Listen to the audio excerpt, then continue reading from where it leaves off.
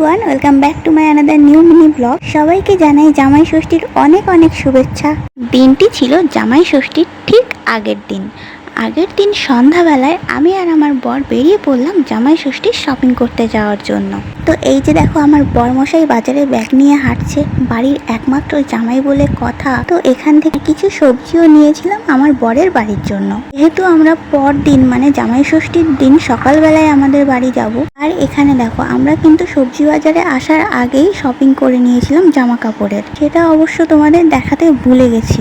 চলো এবার যাওয়া যাক ফলের দোকানে। আমরা কিন্তু ফল হিসেবে বাজার থেকে শুধু লিচুটাই কিনেছিলাম, কারণ আমাদের তো গ্রামের বাড়ি, তোমরা সবাই জানো।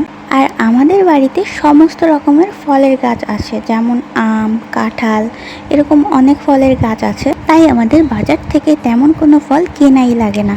এবার আমরা চলে এলাম মিষ্টির দোকানে মিষ্টি কিনতে। দেখো এখানে কত রকমের মিষ্টি আছে। যদিও মিষ্টি আমার একদমই অপছন্দের একটা খাবার, আমি একদমই খেতে পছন্দ করি না।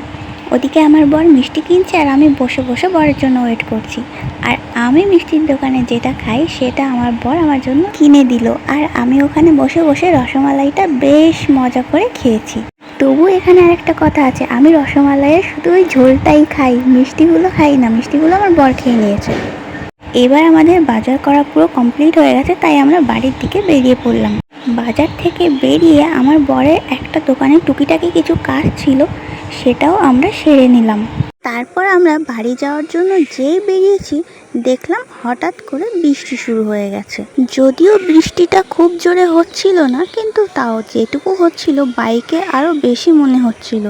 তার কারণ আমি অনেকটাই ভিজে গেছিলাম আর ও ভিজে গেছিল। আচ্ছা দাঁড়াও, তোমরা যারা এই পর্যন্ত আমার ভিডিওটা দেখছো, আশা করছি তাদের আমার এই ভিডিওটা ভালো লাগছে। যদি ভালো লাগে তাহলে একটা লাইক, কমেন্ট, শেয়ার করে দিও প্লিজ। দেখা হচ্ছে তোমাদের সঙ্গে একেবারে ষষ্ঠীর দিন সকালবেলায়। তো দেখো, আমি ফার্স্টে রেডি হয়ে গেছি বেরোনোর জন্য। এখানে আমি ভিডিও ক্লিপ নিচ্ছিলাম জন্য আমার বর আমাকে দেখে হাসছিল, আর আমিও হাসি আটকে রাখতে পারিনি। কি করব বলো। এরপর আমরা দুজনে রেডি হয়ে বেরিয়ে পড়েছিলাম। আর হ্যাঁ, তোমাদের তো একটা কথা বলাই হয়নি, আমার দাদা আমাদেরকে নিতে এসেছিল, কিন্তু তখন কোনো ভিডিও ক্লিপ নেওয়া হয়নি, তাই ফটোগুলো অ্যাটাচ করে দিলাম। বাড়ি পৌঁছানোর পর আমার মা আমার বরকে বরণ করে নিচ্ছিল, আর আমি যখন বরকে বললাম যে আমি ভিডিও করছি, একটু ঠিকঠাক হয়ে বসো, তারপর থেকে ও শুধু হেসেই যাচ্ছে। কি করব বলো। তার জন্য দুপুরে খাওয়া দাওয়ার সময় আমি আর কোনো ভিডিও ক্লিপ তুলিনি, জাস্ট তোমাদের সঙ্গে ফটোগুলো শেয়ার করছি। এই ছিল জামাই ষষ্ঠীর দিন আমাদের দুপুরের মেনু। আর আমার বাড়ির তরফ থেকে আমার বরকে আর আমাকে যা যা দিয়েছিল সেগুলো, আর আমার বাড়ির সবার জন্য আমার বর যা কিনেছিল, এই যে। তো আজকের মতো ভিডিওটা এই পর্যন্তই। দেখা হবে নেক্সট কোনো ভিডিওতে, ততক্ষণের জন্য বাই, লাভ ইউ।